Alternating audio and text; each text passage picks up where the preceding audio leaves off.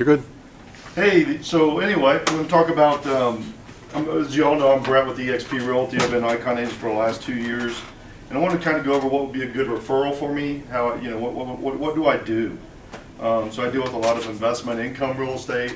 I deal with a lot of leasing, listing flat fee listing. So why do I do flat fee listing? I see that I always try and look beyond what's going on in real estate today. I always try and come up with new kind of, you know, disrupting ideas that get me more business and helps the clients and make sure that their houses get sold. So I set up a flat fee listing service that isn't like all the other ones. It's a full service, and I take all the calls, I take all the it's just like a regular listing, except for it's just a flat fee. It saves them money. What does that do for me? It gets me clients, it gets me buyers, it gets my name out. I can put Paul signs up. And also, we have a property management company. Why did I set up a property management company? Well, I don't like property management companies. So as I would get with investors, and I would get them houses and I would get them leased and go shoot them off to another property management, the calls come rolling in. So now they don't. With our new property management, we had 0 evictions last year. So it's working out very well. And I have 2 full-time rehab crews. That one of them's been with me for over 9 years. I got a plumber who's with me over 9 years. So they're good people. They make good money and they do good work and they save my clients a lot of time and effort. I've been a realtor since 2000. So I've been a realtor for almost 20 years. I've done over 1,000 plus homes, mostly investment. Last year alone, I did 118 transactions.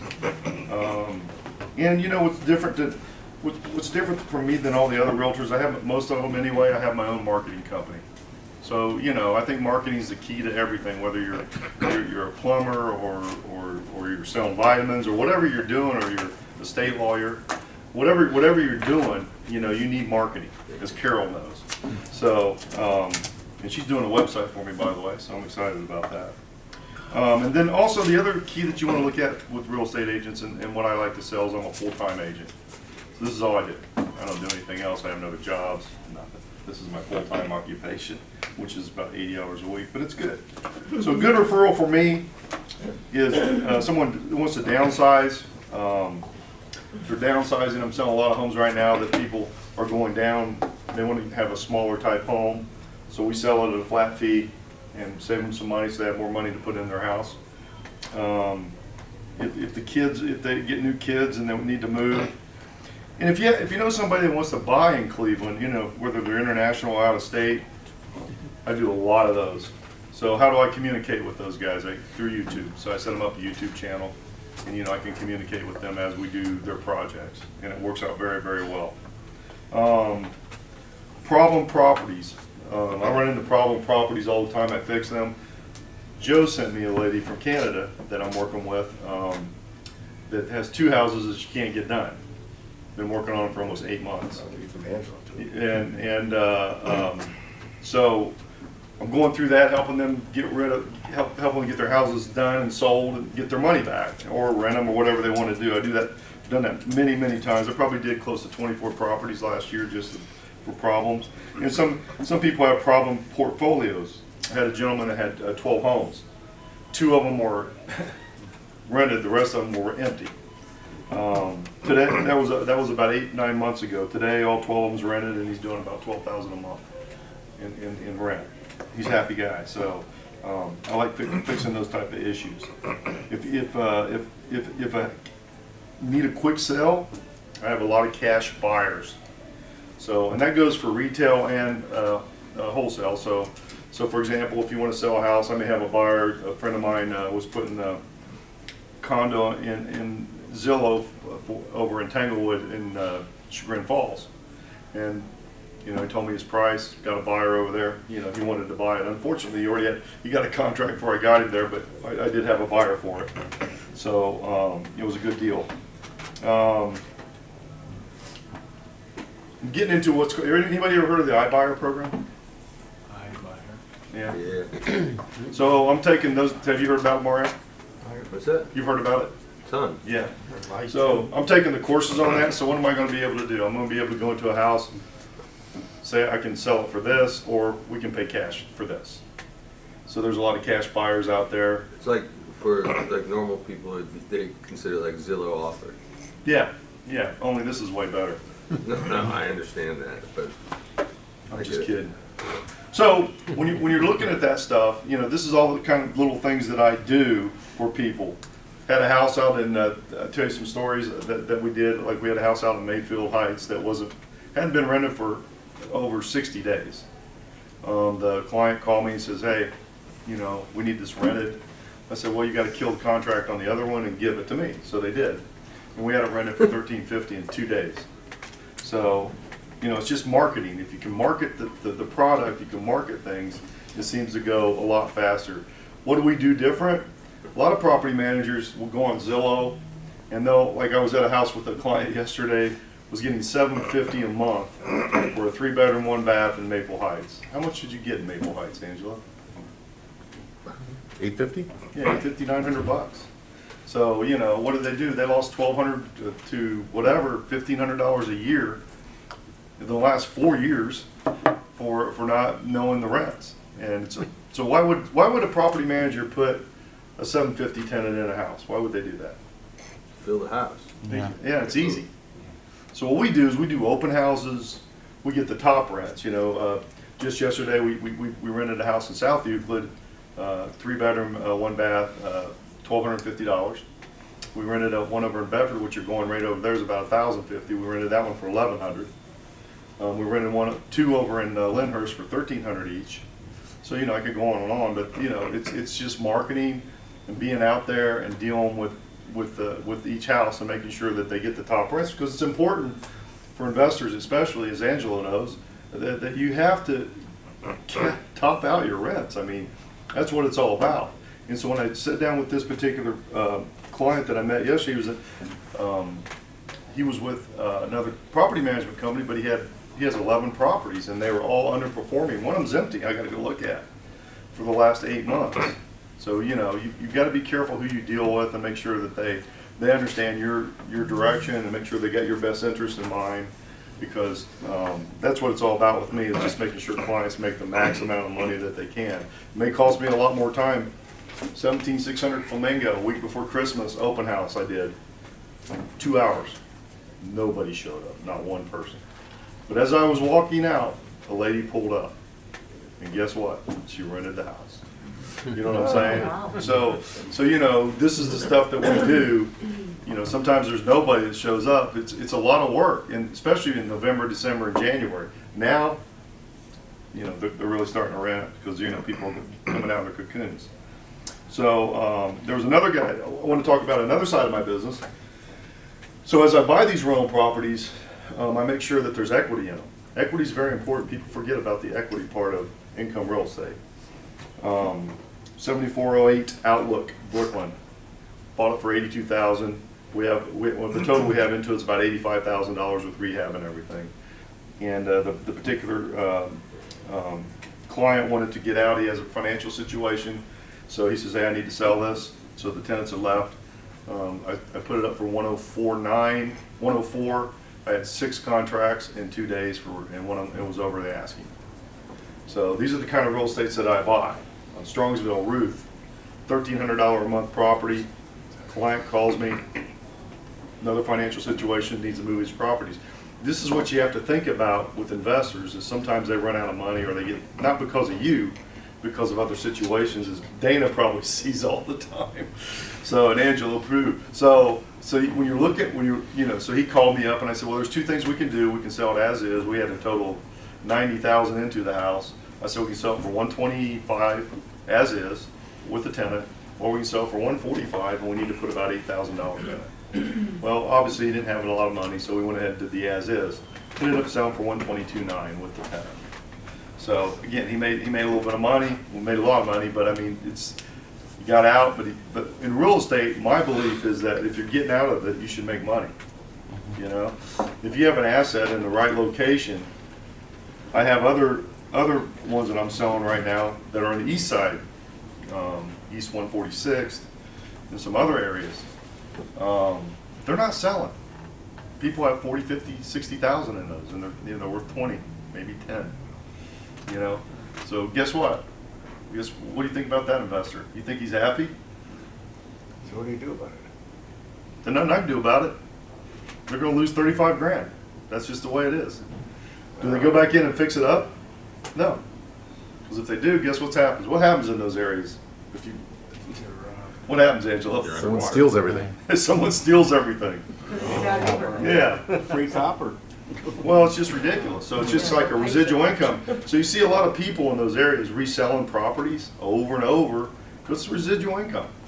They get somebody in, they get their money, they rehab it, get tenants.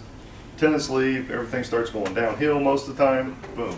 I do have one over on Rupel, which is not a great area. I didn't buy it for the guy, but it was a very rare house. It was a 6-bedroom, 2.5 bath without a garage. But I rented that for $1,100. Been rented for almost a year. So these are some of the stuff that I do that's different. And what I'm doing as a real estate agent, why I need other agents, is I'm looking forward. I'm not, you know, most people look, okay, what are they doing here? Why is this realtor doing this, or this? I look for the future. I look for the changes. I know that Zillow's coming out with a situation where you'll be paying for rental properties per day to be listed on their websites. I mean, they're gonna make billions from that. You know, they deserve it. I mean, they did the marketing, good for them. But we have to look at that. So I'm not going to stay on Zillow if they do that. I have other marketing venues that I don't have to pay all that money. But so when you're going through all this and you're thinking about a realtor, or if you know a realtor that needs to learn how to deal with income real estate or stuff like that, then I need those people. I was talking to a guy on a Thursday I had coffee with, and he sold a $400,000 house. I have one listed in Chagrin Falls. He's doing an open house. But he sat there and told me how, 150 buyer wasn't worth this or that or whatever. But what he doesn't understand is if you study the situation, a 150 buyer is going to make a decision a lot faster than a $400,000 buyer. So your work is not as much. So you're making as much or more money with those particular buyers. So why throw them in the trash? So by the time I'd walked out of that coffee shop, he made 2 appointments with these 150 buyers. So, there's money. So, everything's money. But the key to all of it, when it all trickles down to everything, you have to have the client in mind. You have to make sure that client makes money. Because if they don't, then I'm not doing my job. So, and what do they say? What's the big thing about real estate? What's the 3 words everybody uses? Everybody should know. Location. So it's location, location, location. I don't go into areas. There's a what's the area down in Cleveland? It's the Russian area. What do they call it? Slavic Village. Thank you, Slavic Village. I've been hearing since I've been here. Slavic Village was the next greatest thing. I'm not going to invest in there until it is a great thing. So I don't want to take my clients in there until I know for sure. I took a big hedge fund guy who come in and wanted me to sell some of his houses, drove me to Slavic Village. He had 2 houses over there. Takes me to the first one. Nice house, like a brand new house. It's gorgeous. One problem. Right across the street was a cemetery. So who's not going to buy that house, So I said, did you know there was a cemetery here? He goes, well, yeah. I go, and you're an advisor for a hedge fund? He goes, yeah. I go, okay, enough said. So we go to his next house. This was a 3-bedroom, 1 bath home. So the problem with the whole house was it was a gorgeous. Yeah, this is a gorgeous house. Absolutely gorgeous house, but it had 1 flaw. The bathroom was on the 1st floor. The bedrooms were on the 2nd floor. So imagine getting up every night and have to trounce downstairs, especially if you have a bad bladder, There'd be a situation there. So Put a bathroom on that 2nd floor then? well, there's no room. The bedrooms are already, they took up all the room. That's a good idea, Joe. But that's why I'm a realtor and you're a CPA.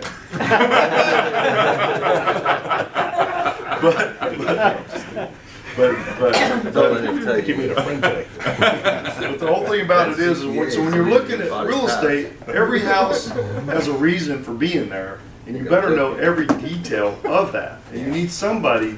You're better off to pay up a little bit, like for me, so I can kind of direct you in the area. I had a client yesterday. Like I told, I went to Stone Man or Manstone, whatever that's called, and had dinner with him Thursday night. And I met him yesterday morning, and he's got a house over in the east side of Cleveland. And he says, "Well, I don't want to sell it right now." I go, "Why?" He goes, "It has a tenant in it." I go, "That's the best time to sell it." He goes, "Why?" So when that tenant moves out, everything starts leaving. So I said, let's get it sold. So he's going to put it up for sale on that. And his portfolio was a mess. So I'm going to be fixing that for him. But it's a profitable portfolio if he does the right things. You know, people don't want to take care of the real estate, you know, or the money for that reason. So if you're thinking, like I said, if you're thinking of somebody who wants a good real estate career, I can show them how to sell $400,000 houses. I can show them how to sell $200,000, $150,000 investment real estate, lease. It's all needed in the market, and in the future, that's what a realtor should be doing. Is you know, that's where I'm a little bit different. I'm a disruptor. I try and know everything I can know about residential real estate. I study it every day, and I am starting a coaching program for real estate soon. So, and she's working on my website. Carol's going to do a great job, right, Carol? Look at her smile. I love it. Anybody have any questions? You got a card? No.